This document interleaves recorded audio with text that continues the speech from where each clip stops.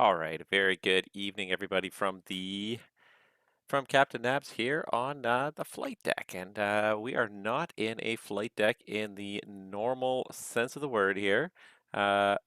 We are coming to you here for just a little bit of fun. I have not done any live streaming in a while, as most of you really know. I've done like one or two live streams in the last like month, which is not my normal pace. It's not what I'm normally trying to do, but it's all I've really been able to squeeze in. So I thought I would just do something a little bit fun here. I know we still have a couple of episodes of A Pilot's Life left to do. But again, I just wanted to have, I don't have enough time really to get one of those flights done anytime soon, and especially trying to keep it during daytime, during busy time. So I thought I'd take a little evening tour here, and we are going to do a bush trip. This is something that I've wanted to show off for a while because these are fun. These are actually tons of fun. I've done a couple of bush trips with my friends, uh, and yeah, at the end of the day, they're lots of fun. Just gonna turn the volume down. It looks like it's just ever so slightly over modulating there, but on my mic. But yeah, the bush trips are tons of fun in Microsoft Flight Simulator if you haven't had a chance to try one of them yet. So when you go into the activities menu, uh, from the main menu, if you go into the activities menu, go all the way to the right where it's almost hidden, and it's bush trips over here all the way on the right, and then there's a whole bunch of them depending on which updates you've got installed. So I've got I think all the world updates installed. So each world update out of the last several has added one or two new ones. It started with only 3 in the beginning, and now we're up to what are we up to here? It's 4, 8, 12, 16, 19 different bush trips. So today we're going to do one that looks kind of interesting to me. Swiss Northern Lakes, Geneva to St. Gallen. And it's relatively quick. This one's only 213 miles, 2 hours in total in a Cessna 172. So it's not even that long of a bush trip. It's split into a couple different legs. So for those of you that haven't done these bush trips before, they're split into a couple different legs. What makes them really kind of fun and challenging is just trying to navigate without looking at the maps, without looking at your GPS, but just by simply reading the description. So for each leg, there's going to be a description of all the kind of waypoints and checkpoints to fly through each leg. And your goal is to get to the destination without looking at the GPS. That's my goal anyways. I like to look at it that way, and I think it's tons of fun. So the first leg here we're going to do is Geneva to Altenrhein St. Gallen. And then once we finish that successfully, we'll go on to leg 2 and leg 3, and it should take us less than 2 hours to do the whole thing, so we can squeeze this all into one stream. These bush trips are also very different lengths. Some of them are relatively short, being an hour or 2 hours. There's a couple that are really quite epic. There's one in California with the Piper Cub that takes you with a Super Cub, and it's like a 10 to 12 hour bush trip in total. The nice thing is that you can stop at any point after any leg, and Microsoft Flight Simulator will remember that you finished that leg and offer you the chance to finish the next leg. So I can't select this leg right now and start it because I haven't finished the first leg. The only leg I can select right now to start from is the first leg. But when I finish the first leg, it'll then, next time I start up, if I want to, I can start from the second leg, or I can restart from the first leg, whichever way I want to do it. So anyways, they're really kind of fun ideas here. You get a little map here usually of what you're looking to do here. So we're going to depart Geneva over here on the left side of the screen, and just fly along some of these northern lakes until we get to Altenrhein, which is the final destination. And like I said, it should take us less than 2 hours to do the whole thing in the Cessna 172. But I always look upon these as a bit of a fun challenge to try and do this without looking at the map. That is really, at the end of the day, is the challenge um, I'm trying to succeed. That's when I know that I've kind of won the scenario, if you will. And I realize that I don't have myself up there, so there I am. Evening, everybody. Welcome to the stream. Let me just see if I just turn this. It gets me just a little bit brighter there. All right, so starting off at Geneva, and yeah, we're gonna just start this right off here. And the one thing I realize that I have to do is I probably have to reset my controls. So just give me 1 second here. I'm just gonna step away. Nope, not that one. That one. All right, just a second. Okay, so back in the airplane. So I have now got my track IR turned on here, and let's just check this here. Yeah, so I had my mixture was all the way out. So I just got to get that. So I had to reset for single engine controls because I haven't actually used single engine controls in quite a little while here. All right, so I'm just going to get rid of this VFR map because I don't want it. I want to do this without the VFR map. I think that's the most fun. And as you can see, waypoints are kind of drawn on here as well. What I will just do is zoom this in the max amount possible, and I will have no relative idea of where the flight plan route is. All right, so let's just crank those magnetos around. And there we go. Let's just get a notch of flaps in there. There we go. We got 10 degrees flaps for takeoff. So what you'll see is you'll see the moving map whenever you do the bush trip. You'll also see this nav log. And the nav log is, like I said, it's a description.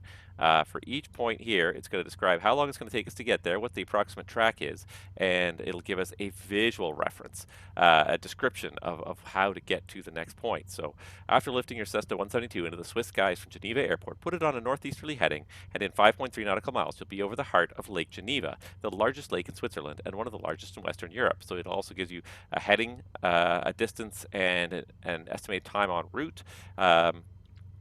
You can use these precisely, or you can try your best to kind of follow just the description without actually flying the actual heading. So let's go ahead and get this underway. I'm just going to do a quick look around the flight deck. So it started with the airplane turned on, so we're just going to make sure we do a beacon, landing lights on, nav and strobe lights are on.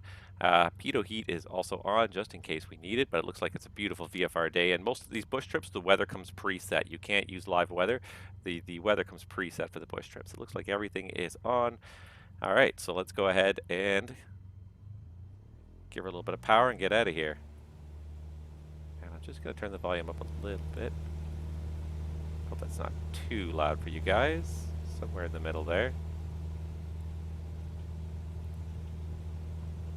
All right, and here we go. So we're just going to take off in our Cessna 172. We're going to basically take off and fly straight ahead, northeasterly heading, and about 5.3 miles. There's 60 knots. Just get ourselves off the ground here. And the nice thing about these bush trips is they give you a good chance to really kind of enjoy some of the scenery. There's some absolutely fantastic scenery that these bush trips fly through. So I find the best thing to do is fly low. Fly fairly low when you're doing these, 1,000, 1,500 feet above the ground. So the field there was at about 1,000 feet. So we'll go up to about 2,500 feet. That'll put us about 1,500 feet above the ground here in the middle of the Swiss Alps. Let's retract those flaps. Complete a trip without using the get me back on track feature. Yeah, that's fine. I know that. Flaps are retracted, so let's just go up till we get to about 2,500 feet. We're not going to fly this with the autopilot today. We're just going to try and keep it on here. The one thing that is useful, though, is this timer. So as you get to each leg, just give you at least an approximate idea of whether or not you've done enough distance. That's kind of the one cheat I use. I will try to use the timer a little bit. Basically, we're going to just sort of keep ourselves on track here, and this is Lake Geneva, and it says we'll be over the heart of Lake Geneva if we take a northeasterly heading. So this is Lake Geneva right here. This is the Geneva airport right behind us. I believe that's downtown Geneva over there. Okay, I don't want that. Stop telling me information. I don't need to know that. All right, there's 2,500 feet, so I'm just going to go ahead and throttle it back a little bit here. Not too much. Don't pitch down too much. Just find a nice sort of happy medium here. Try and trim it out nicely. But I like to fly these without the autopilot. It really is about just getting back into nature. Oh, I'm sorry. Absolutely, yes. The nav log is cut off a little bit on stream. So there you go. My bad. Thank you very much for pointing that out. Oral 42, thank you very much for pointing that out. Yeah, sometimes I'm just so focused on what I'm doing, I don't see the obvious things right in front of me here. So thank you for that. Welcome to the stream. Just doing bush trip Sweden, Northern Lakes. Northern Lakes, Sweden? What was it called? Sweden, Northern Lakes. So, but it gives, you know, you're flying along in these light airplanes. I just find it's a great way to really kind of enjoy the scenery. You know, just being down a little low and slow. And like I said, it's the challenge too. So 5.5 miles, the 5.3 miles should take us about 2 minutes and 33 seconds. So in about 2.5 minutes, another minute from now, we'll be over the middle of this lake here, and we'll have a look around at our next leg here. But you can see even like the bridges here, like some of the stuff that is just so well detailed. You get it's nice to fly low and slow. As much as I do enjoy the airline simulation, I know you guys, as my streaming audience, generally enjoy the airline simulations. This is just a bit of a fun day out for us, if you will. Just trying to fly with an autopilot, without an autopilot, fly down low. Just try and take in the scenery, the beautiful scenery that you get in Microsoft Flight Simulator, and just a little bit of fun flying. All right, so in another 10 or 15 seconds here, we're going to be over the middle of Lake Geneva here. So the next step is to bear to the left, and in just over 14 nautical miles, you'll reach the Reservoir. Hope I'm saying that right, and I'm probably not. Nature park, an area renowned for its lakes and views of mountains.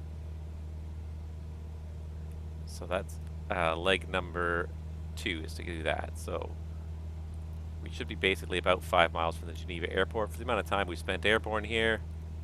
So I'm just going to give it an extra couple seconds just because we were climbing initially, so we weren't going at a normal cruise speed. But I'm going to say, yeah, right about now.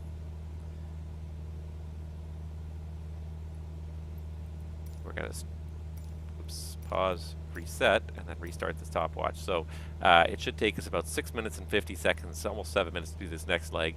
And I'm looking at the track, it says 013, so we do have to definitely bear to the left a little bit.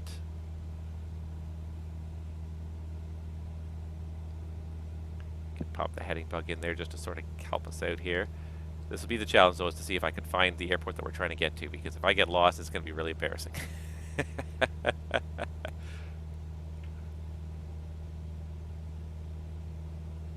Swiss lakes. Did I say Swedish lakes? Yes, I'm sorry. I know. I took off from Geneva. I know I'm in Switzerland. If I said Swedish lakes, that my mistake. My apologies to everyone in Switzerland. All right. So it looks like we're kind of just hugging the shoreline here, and I think we're probably supposed to be just a little bit more out into the middle of the lake. So we're just going to hug this shoreline, and I may have to climb a little more. I might just put it to a bit of a climb again here, just to make sure we don't run into that high ground as we kind of go here. Yeah, my friends and I, we've done a couple of these different ones. We've done them different ways. I mean, we've done them sometimes where we have the aeronautical charts out just to sort of reference them and try to guess the waypoints. Sometimes we've literally just sat there and just looked out the window. And between usually three of us, we're trying to sort of all look out the window and see where we are. The nice thing I love about the... Does it? Ah, that's why you said that. Thank you for that. Let's see how quickly I can change this here. Actually, I can change it over here really quickly. And that's what I get for trying to do things quickly here. Yes, you're absolutely right. I wrote Swedish lakes, and the airplane is turning, I know, so I'm just going to change that really quick. All right. Should have taken my feet off the rudder pedal. So thank you for pointing that out. Like a noob. All right.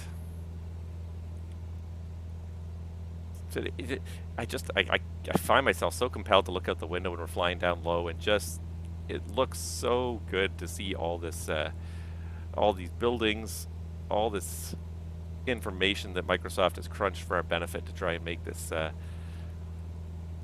experience to remember. It's a pity it's just a little bit cloudy here right now, but I'm sure it's going to get sunny in a minute as we go here. Just trying to climb a little bit because we definitely do need to clear this next ridge. So we'll go for about 3,500.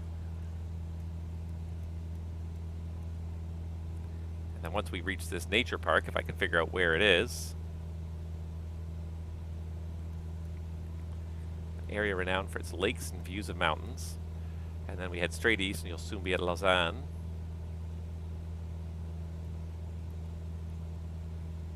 Lake Neuchâtel, Lake Morat, Lake Biel, Lake Wohlen, Bremgartenwald, and Belp is apparently the first airport we're going to stop at here. So let's just see if we can get this to go here.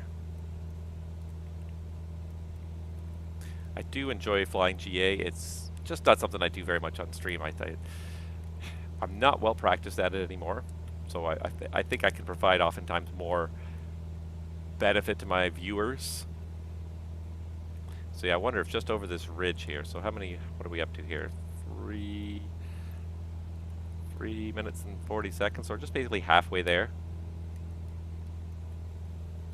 wonder if just up on top of this ridge is where we're supposed to be, is where this park is.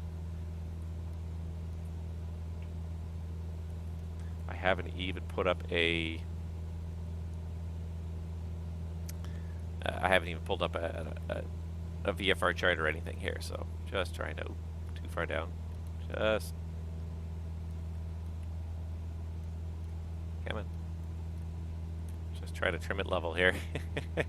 Not easy to trim in a sim. In the real world, it's so much easier because you just do it by feel, but in a sim, you're just relying on your eyes to feel a change. Your body is more sensitive than your eyes in most cases. You can feel a change with your body before you'll ever see it with your eyes.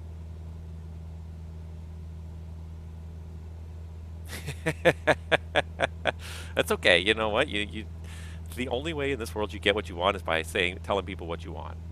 Honestly, nobody's going to know what you want if you don't tell them. So by all means, I mean, I like I said, like I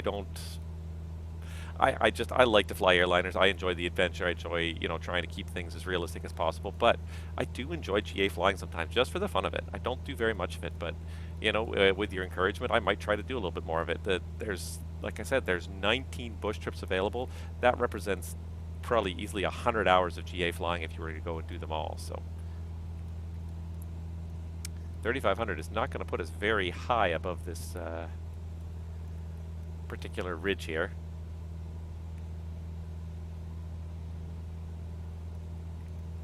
I might even go for 45, just... I need to pull the mixture out a little bit now as we're climbing even more here. Just to try and get us some extra clearance over this ridge.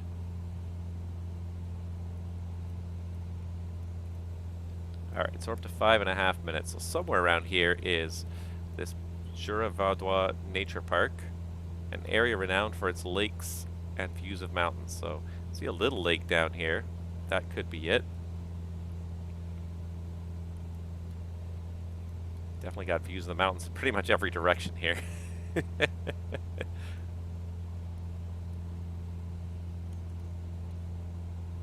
then in order to get to Lausanne, we have to take very much an easterly heading for about 12, 13 miles. This is not a good, unfortunately, this is not a very good initial checkpoint to kind of work with here. Lake Geneva was pretty obvious, but it's so big it's hard to use as a very specific checkpoint. And then a nature park is a little bit of a challenging checkpoint. I don't see too many lakes over here. I hope I'm not lost already. We're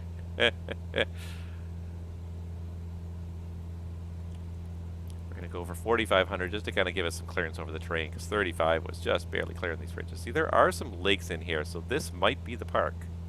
It looks like there are a few lakes, or maybe it's a river down there winding through that valley. But it could well be this area. It's about the right time. Yeah, we're about 7 minutes in. So we're definitely in the right general area. I wonder if this is the nature park then down here. Maybe this nice treed area here. See, and that looks like almost like a parking lot for a nature hike down there. So maybe we are in the right spot. It looks like we probably are in the right spot. So good, perfect. So we'll reset the timer. Pretty much have to take up almost an easterly heading to get from here if we are in the right spot. That's a pretty big if. Where's my heading bug here? Good to kind of bug it just so I kind of know roughly where I'm supposed to be going. So is Lausanne on the shores of Lake Geneva?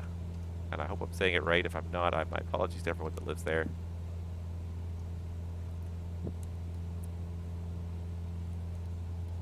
So we're going to go to 4,500, and we're going to stick to 4,500 for this next leg at least.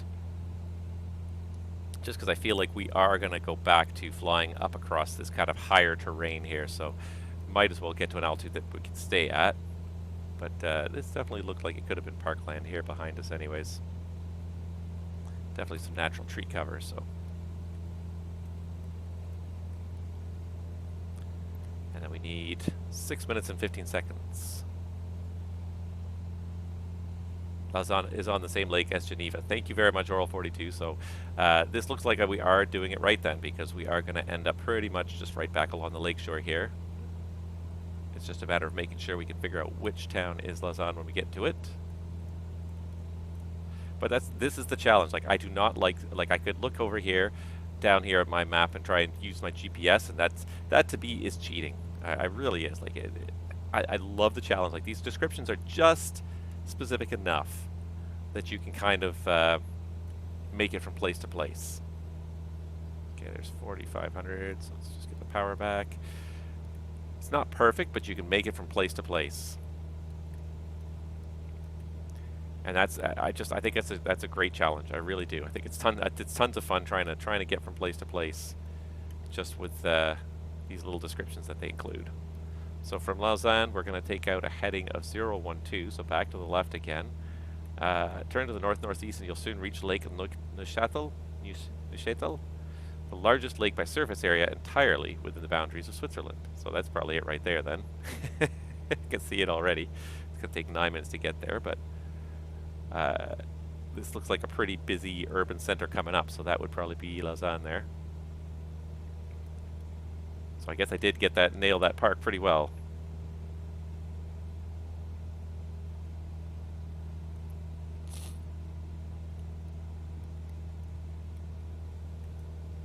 Now this is what we would do. Like, and the nice thing is you can do this in multiplayer mode, Microsoft Flight Simulator. So if you have a couple of friends that you've got in your multiplayer mode, you can all load up the Bush Trip, and then connect. And then one of you can host the game, and you guys can all connect to each other, and then you can fly these flights with your friends, looking out the window, doing formation flying, trying to be the first one to kind of figure out the landmark. So yeah, this is a pretty big city here. This must be Lausanne, so we'll just try and fly kind of right over the middle of it. This kind of looks like the downtown area up here, perhaps. And then we'll take our left turn there. But yeah, I've done a bunch of them with different people, and no matter who I do it with, it's fun. And if you don't have other people on your multiplayer, what you can also do is you can just log into VATSIM, which I didn't actually do today, although I was thinking about it and then I forgot about it. But you can even log into VATSIM and just fly together on VATSIM. You'll spawn on the runways. You'll be able to just sort of chase each other through the skies. It's tons of fun. And because you're kind of doing it low and slow, with VFR airplanes, you can do formation flying safely, at a distance where you can see each other. The only thing is, of course, you spend so much time looking out the window trying to spot sort of all the landmarks that half the time you lose track of each other. One person goes up, one person goes down 100 feet, and all of a sudden you've all lost track of where you all are. And you're frantically scrambling, looking around, trying to spot lights so that you don't hit each other. But yeah, this looks like this. So this must be Lausanne. Just trying to figure out sort of where the center of it would be as best I can, so that we can take a good solid northeasterly heading there of about 012 up to the lake, which I think we can see it in the distance anyways there.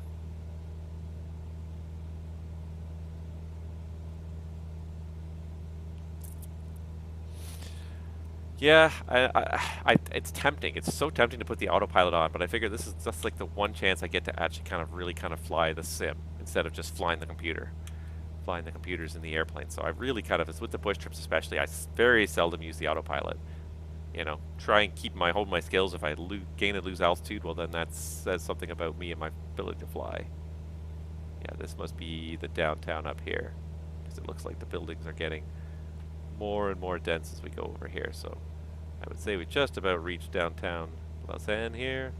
City center, I guess, is what you say in Europe, more than downtown. But I'd say that's probably just about good enough. So we can probably take up the 012 heading now. It's been 5 minutes. It's a little early, but I probably started the timer a little late on the last leg, so scrolling this very badly here. Alright, so all the way back to the left to get to the next lake. Try not to lose altitude in the turn, please.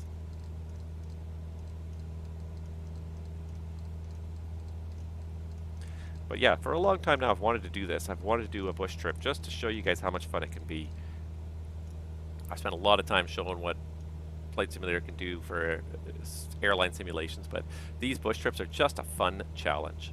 I've tried a couple of the Maverick ones and the Maverick activities, and they're kind of fun. And the landing challenges can be fun, but the landing challenges is just sort of, it's just a, it's a 2-minute approach, and then you land and you get scored on it. And it quickly, like, you get a decent score, but to really practice enough times to get a really great score, you got to do it probably like 100 times sometimes, or just be lucky and just happen to nail it just at one time. Uh, with this, it takes this. These bush trips are kind of rewarding because you get from place to place, while at the same time, you know, it's a little bit forgiving if you make a mistake, but you still get to your destination in the end. Did I reset my timer? I did not reset my timer. Oops. There we go. Start the timer again. So 9 minutes to get over the lake here. And so it's the largest lake by surface area entirely within the boundaries of Switzerland. So you can pretty much see it there.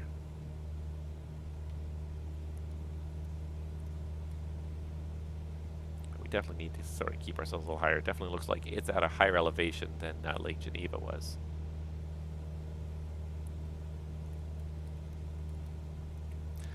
I also admire just the different types of aircraft that they force you to use too, because each bush trip has a specially selected aircraft. Yeah, no, exactly. I can't miss it. The only key is to then find the next lake.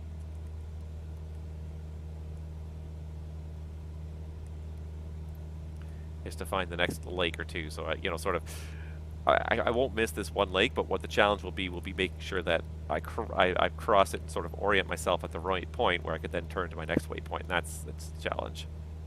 But again, tons of fun. The scenery is just, and it gives you a chance to just really experience the scenery here in Microsoft Flight Simulator. You can just look out the window as you're going, as you're flying along past these little villages. You can see the train station. See a car going around the roundabout. Just absolutely fantastic to just look out the window and see what's going on out there. So much detail in this model of the world.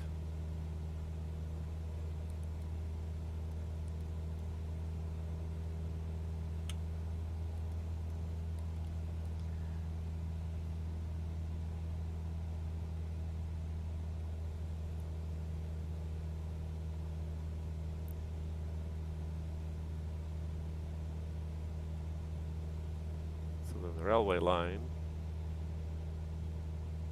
comes up from that city, and then it does like a big jog through here, goes around there. There's another railway station. Every little village has got a railway station. You'll be at my 2 o'clock when I fly. Do you live in Switzerland? Because I didn't actually connect to VATSIM. I was going to connect to VATSIM and invite people to join me, and I forgot. Probably just turn it on any point now.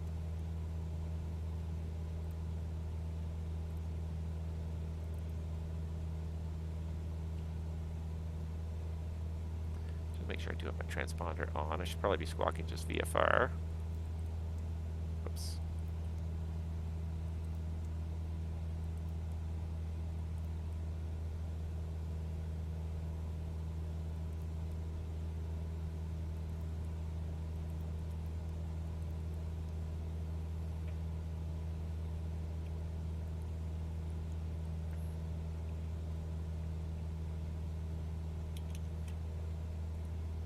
The only trouble with trying to do this where you fly on the VATSIM network, of course, is if you happen to run to a place where there is ATC, they may want you to fly off your VFR course. That's why it's kind of nicer to do this on a private server where you're just free to fly without worrying too much about airspace and regulations and things like that.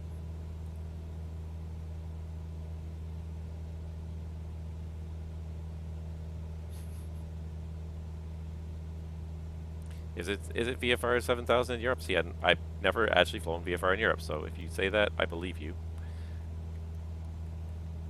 Not a competent GA pilot worldwide. I know how to fly around North America. All right, so this is the lake. As you said, can't miss it as we get up here. Once we get along it, head east-northeast, just over 15 miles to Lake Morat, one of 3 large lakes in the Jura region of Switzerland, the other 2 being Lake Neuchâtel and Lake Biel, which will be the 3rd one. So we fly over all 3 lakes.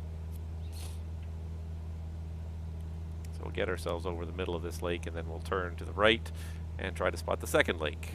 Although I see a 2nd lake, so it might be that one there.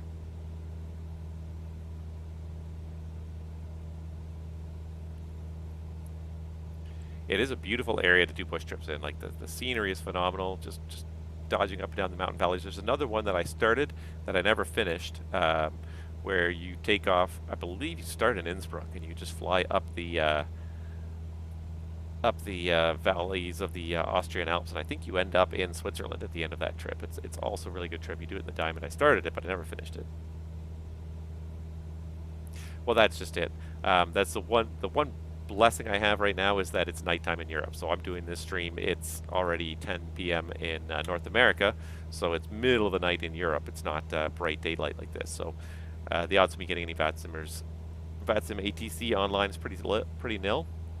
But if anyone wants to join me for the second or third leg, I am now logged into VATSIM, just cruising along.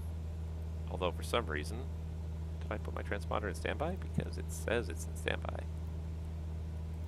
There we go. It did not want to, VPilot did not want to recognize that it was turned on. It's actually dawn, 5 a.m. Fair enough. Yeah.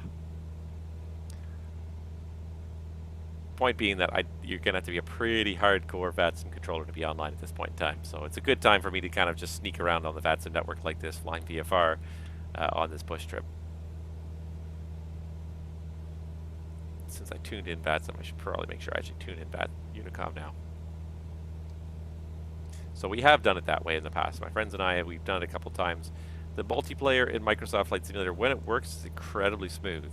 But it's a bit of a pain, I'll be honest, to get it to work sometimes. It usually takes us about a half an hour of fighting and each inviting each other to different groups before we finally eventually get properly connected and are able to see each other. It usually takes like 15, 20 minutes of fighting with the simulator at least, if not half an hour, before we finally get everyone connected and get to go flying. So that's the one problem with Microsoft's multiplayer. When it works, it's good, but it takes a while to get it to work properly, and that's a bit of a shame. Because it would be a very useful tool if it was more reliable. Once it starts working, I usually find it's quite good, but maybe reliable is not even the right word, but more just more user-friendly, more intuitive, easier to get it to connect properly. Start looking for Merton Lake to the right of the big lake. See, and I think that's Merton right there, because it's, let's see here. It's Lake Morat.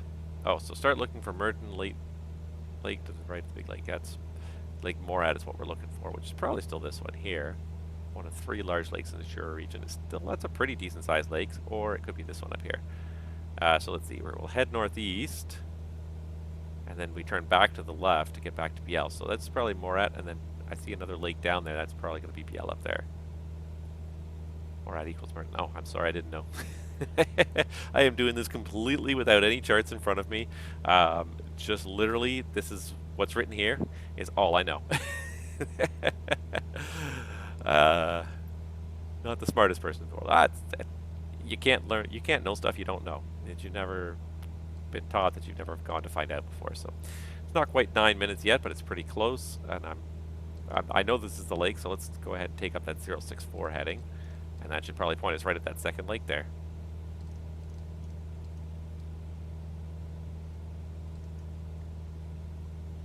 Okay, so there's the 064 heading. We got pretty close to 9 minutes here, so I'm going to go ahead and start this again here, and it should take us 7 minutes and 18 minutes to reach Lake Merton. Yeah, see, and I'm thinking that larger one up ahead is Lake Biel. So we're going to go to the right, and then we're going to turn back to the left to get to Lake Biel. So it's probably Lake Biel.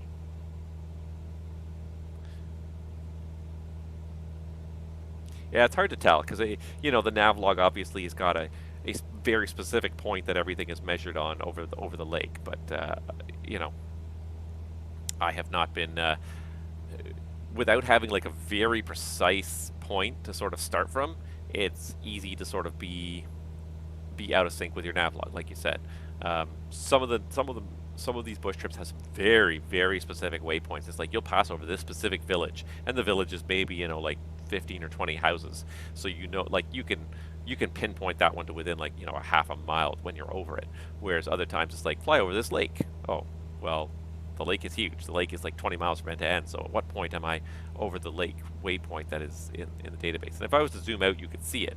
You could see where track was, because the track is pre-programmed in. If I hit flight plan here, no, I swear it was supposed to be in there. But anyways, I don't even want to do that. I don't want to look out and see anything on this GPS. I want to just look out the window. Yeah, Lake Beale. Yeah, and I enjoy those bush trips. And I enjoy this one just because it has the descriptions. So it's sort of like, it's a little bit like a scavenger hunt almost. Yes, it gives you distance bearing time, but oftentimes you're sort of hoping that what you found is correct. Like it's pretty obvious by the description that I'm over the correct lake. But again, where's the starting point for this particular next leg? So these times and distances are only so reasonably usable. If I take up a 064 heading, it's going to take me a little bit too far to the right. So,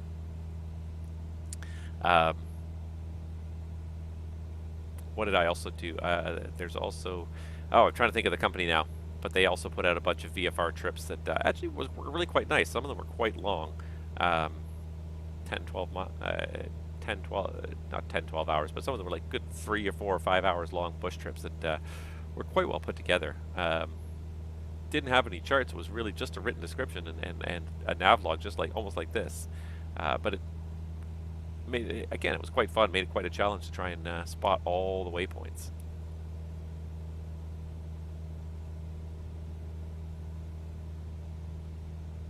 But tons of fun to do this, to do these bush trips. And if you get a chance, it's even more fun to do it with friends. If you can find some people that, some like-minded people who don't mind spending an evening just chasing their way through this, chasing each other through the sky, trying to spot these things. Because that's part of the fun, is trying to be the first person to spot that airport you're getting to. You know, you've got all these waypoints. You're trying to meticulously follow them. You're all trying to discuss and see who thinks they're over the right waypoint at the right time, and trying to be the first person to actually spot that airport, which is not always easy. So this is Lake Morat, or Lake Murat, Lake Morat or Lake Murton. And this has got to be Lake Beale over here, kind of back over in front of the mountains again. And then after Lake Beale, we'll eventually turn to Lake Wolin. Cross a village called, cross a forest called the Brumgartenwald before we reach Belp. And I do like that it has one picture. So you kind of know what you're looking for the airport, but you know, if you don't come at it from that particular angle, it doesn't necessarily help all that much. So I kind of like the fact that it does include like usually one picture at the end of the day to help you sort of spot. I think it's just a nice balance. It's not like super challenging, but it's challenging enough that you can feel satisfied when you get a job well done. Looks like there's an airport down there. I don't know what airport I'm flying by, but I'm flying by something. It's a pretty long runway there.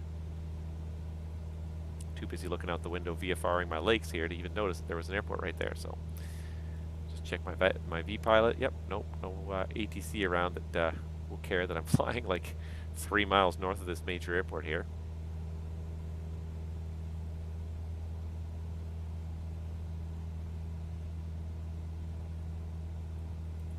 And some of these bush trips do, though. They do lead you along roads and rivers. The one that I did through the Swiss Alps was quite long, but it was, yeah, it just basically kind of told you which valleys to fly up. You didn't fly over the mountains. You flew through, down the valleys, and you had to make sure you turned at the right valley. It would give you headings and bearings, but really, like, if you were to fly directly between those places at a low enough altitude, you're gonna graze a mountainside. So you really had to kind of read the descriptions more and follow the descriptions.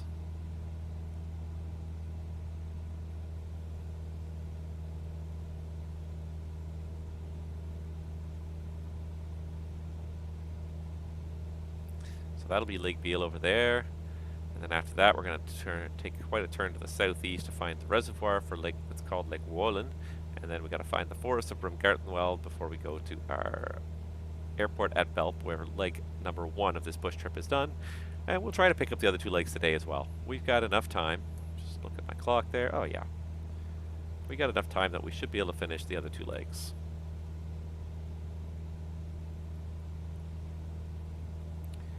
Probably almost settle down a little lower here, but I kind of like 45. Just being in the Alps, terrain can rise pretty quickly, and it can be very deceptive to a pilot. You sometimes don't realize if the terrain you know, if the slope up is gradual, like this kind of right here, you don't kind of realize sometimes that the train is rising underneath you until it's almost too late. So I don't mind having a little bit of extra air beneath my wings right now as we're flying along here. All right, so 6 minutes and 20 seconds. We're pretty much almost over the lake. So yeah, that 7 minutes is just about right. So I started that waypoint at more or less the right spot. We turn back off to the northwest to go over Lake Biel. Or I mean the northeast, excuse me. Exploring the lakes of northern Switzerland. Looks like a couple of horse racing tracks there. Hard to tell if it's actually a grandstand or not, or if it's just a farm, just a training farm, but Lake Wohlen will be pretty hard to find, but there's a river connecting Lake Biel and Lake Wohlen. Wink, wink, nudge, nudge. It's nice to have a navigator in the back today.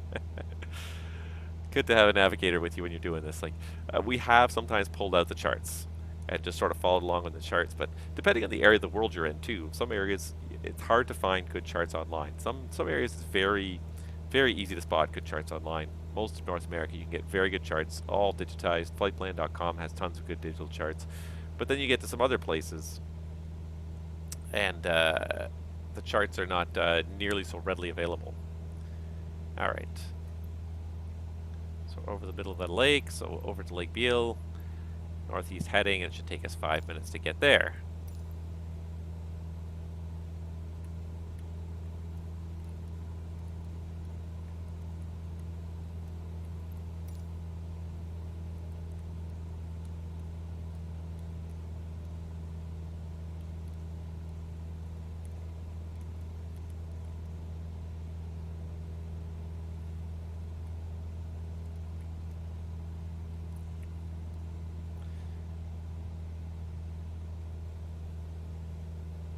Is this like a canal here? Because, ooh, I bet it is. Yeah, it looks like it is a canal that connects these two lakes here. Because, like, look at how pronounced like this, you know, entryway is. It's obviously been dredged. It's very straight, quite wide. And then if you look out the other side here, you'll see that yes, it does wrap around. So the two lakes are linked by a canal here. And I wonder if they're, yeah, oh, look at that. There's like another canal there that links Lake Biel. I've drifted way over here, but that links Lake Biel to Lake, no, not Lake Morat, that is Lake Neuchâtel. Lake Morat is the one behind us. So all these lakes are linked together by a couple of canals here. I imagine they're probably quite old because this is probably the only way to get around and move, you know, cargo back in the day. Now it's probably more recreational than anything. Still, that's kind of neat. And the fact that you can see that, and as you go by, you can see it, and it becomes obvious as you get a little over it. It's amazing the level of detail. You just think back to the previous iterations of Flight Simulator and what was the standard level of detail before. It just blows you away how you can pretty much look at everybody and see everything. You can see irrigation ditches, individual buildings, farmhouses, or even like sheds on on people's property. Looks like a little hill there.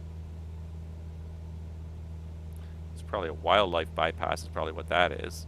That's probably actually a bypass to let wildlife go over the railway tracks and the highway without getting without getting hit by a car.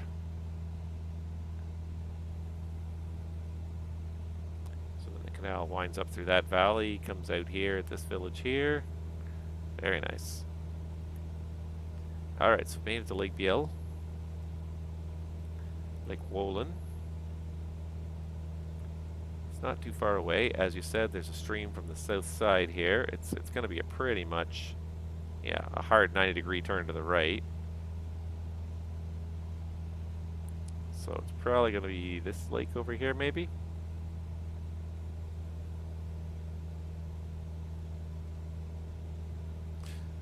So they're actually rivers fed by glacier water from the Alps, but they were forced into canals to turn the swamps around the rivers into arable land, and you can see that. You can see how it's like a nice wide valley there. Yeah, it probably was very swampy land, which made for absolutely great farmland. Swampland makes great farmland because there's usually lots of organic material in the soil, and if it floods every year, it's almost better. You know, if you can flood your farmland, that usually helps restore nutrients into your farmland, as long as it doesn't do it when you're actually trying to grow the crops. But if you do it every spring before the crops are planted.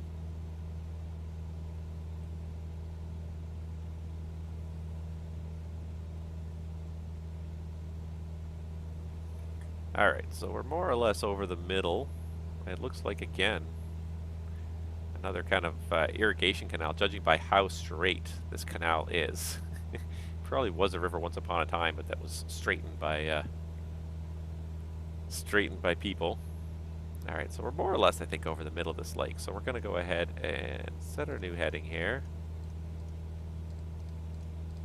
It's going to be pretty much a hard right turn to 136. It's almost more than 90 degrees.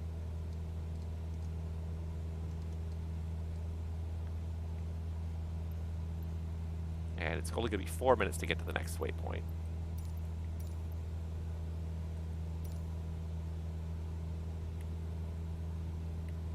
Oh, I've been losing a little bit of altitude. I'm just too busy looking out the window to even notice.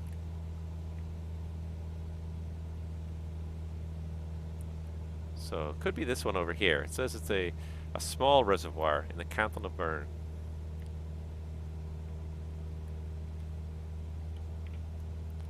Losing a little bit of speed in the turn here as I'm also trying to recover some of my lost altitude. Yeah, that's probably it. Just sort of hidden right in there.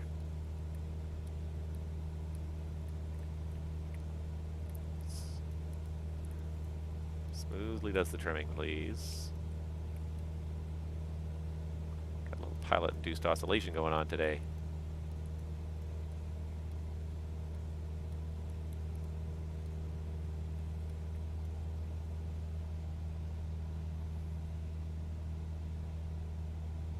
These Swiss railways, they're not very straight. They definitely follow the curves of the land. You look in some of the other European countries, like in France, where they built the high-speed railways, and they're just straight as an arrow between the towns. Maybe one or two turns, but that's it. But a lot of these Swiss railways, especially in these smaller villages, are probably a lot older. They were happy to have a railway. They didn't necessarily need it to be a high-speed railway all the time. Alright, so turn to the southeast, head to Lake Wohlen, a small reservoir. And then turn due east, and you'll soon arrive over Bremgartenwald, a forest in the northern aspect of the city of Bern.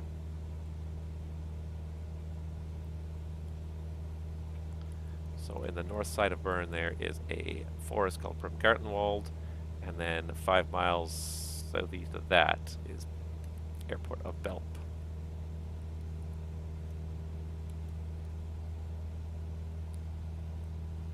Alright, we're getting to the end here. This looks like it's probably a reservoir, or maybe it's just a wide river, but it looks like it could be a reservoir anyways. We're about halfway there, so yeah, it's got to be this river here because that's about double the distance that we've traveled already, so.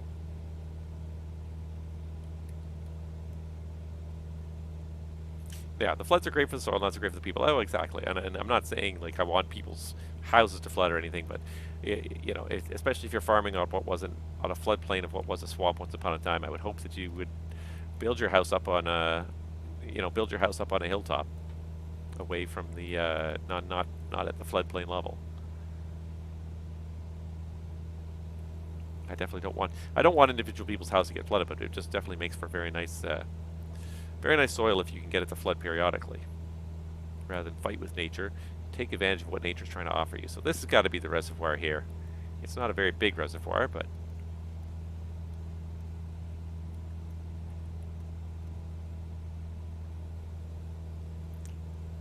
yeah, I can't figure out if it's flowing.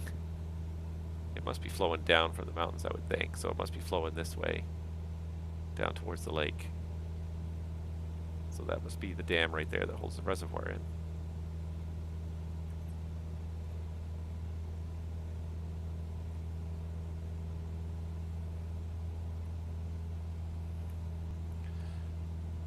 So we have to go due east for 4 miles to get to Bremgartenwald. So yeah, this has got to be the reservoir right here. So I'm just going to kind of turn a little bit just to put myself almost right over it, so that we can then take an east heading for about 2 minutes is all we need.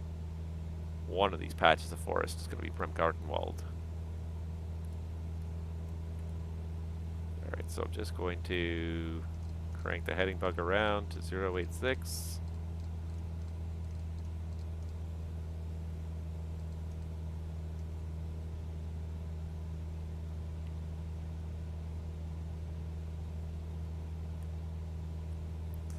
It's definitely Lake Wolin. Just going to try and fly just another 20 seconds or so, just so we're right abeam it, and then we'll do this turn.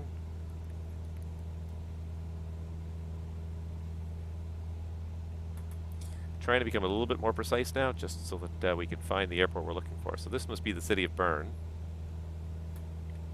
Maybe this is it right here, is the forest right here. Let's take up this east heading and see where it points us.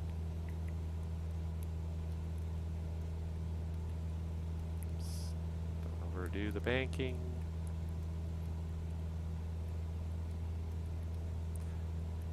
Alright, and reset. So we only need 2 minutes to get there. So yeah, I think it probably is this forest. Bremgartenwald, a forest in the northern aspect of the city of Bern. See, this must be Bern right here. I can see tall buildings. So yeah, so it must be this forest here. So then we just have to go 5 miles southeast of that. That could be the airport right there even. Or that could be a river or road. It's hard to tell from this distance. Or it could be that. I see lights flashing. Ah.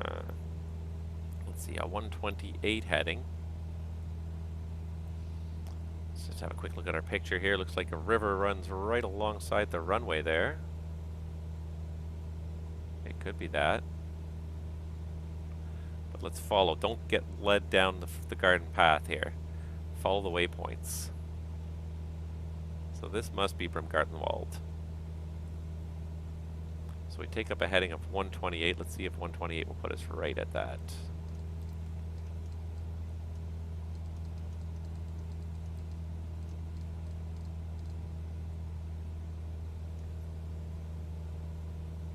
Yeah, I think it will put us almost right at that, won't it?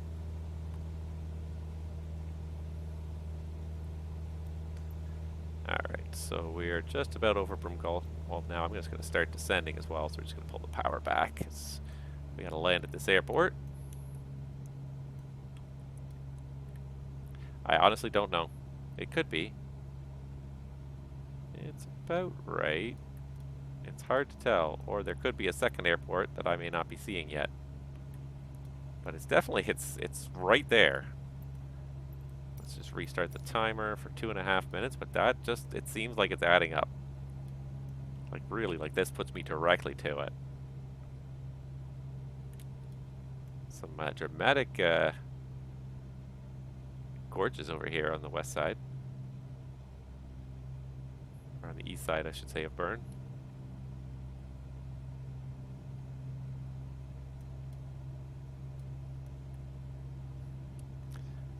Well, I'm going to get down for a little bit of a closer look. Just make sure that it looks roughly, yeah, as we get closer. So look, so here's kind of a road or something just along the south side, and then it curves back away. A couple of fields and then the river behind it. Yeah, there's those fields, there's the river behind it. Yeah, that is definitely our destination.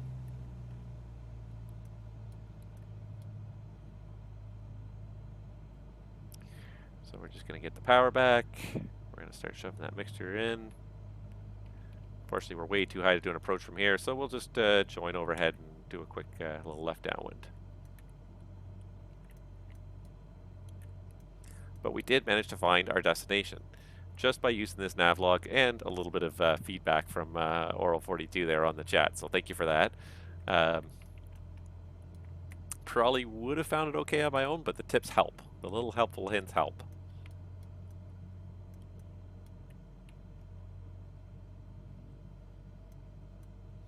I honestly don't even know what the elevation is here. I don't have a chart. I don't have anything.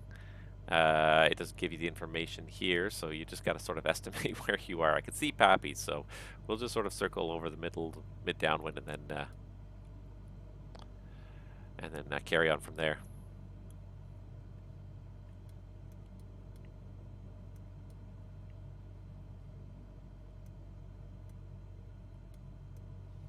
there you go. Oh, and there's a little grass strip there too. Haha. Isn't that funny? I think I'm going to opt for the paved strip just because the one thing I found with these bush trips is for all the bush trips, there's a trigger. There's a trigger area at your destination airport. If you don't land and stop within that trigger area, it doesn't trigger the bush trip leg to successfully complete. So I wonder if the grass strip there would be within their bush trip area. I could always just land on it and then taxi off.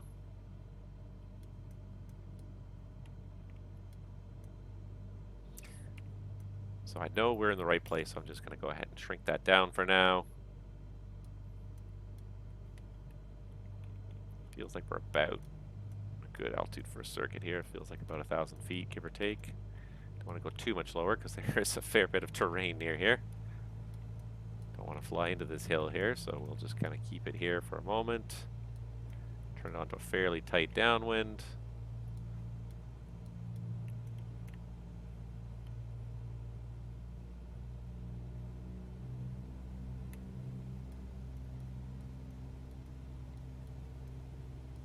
Yeah, let's see if we can plug it on the grass runway, just for fun.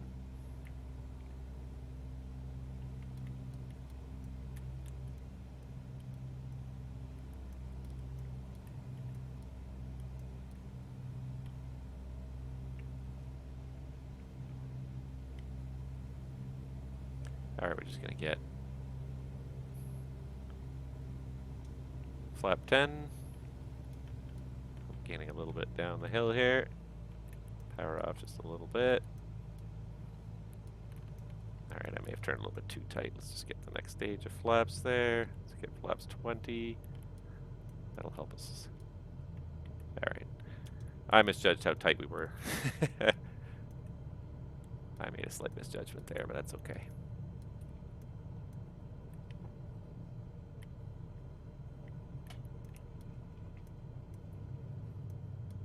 A little bit too far. Don't overbank too much. We're a little high, but we should be able to make it down onto this runway to 172. Don't want to crash on stream. That would be embarrassing.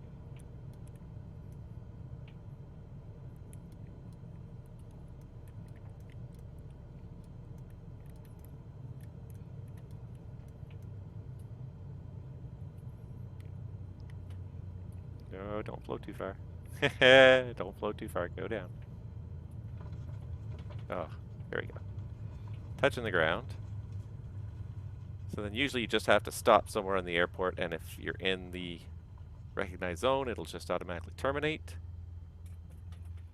And there we go, just like that. So it did include that runway. So there we go. Leg number 1 completed. 53 minutes, not too bad. And it's a long runway, we paid for it.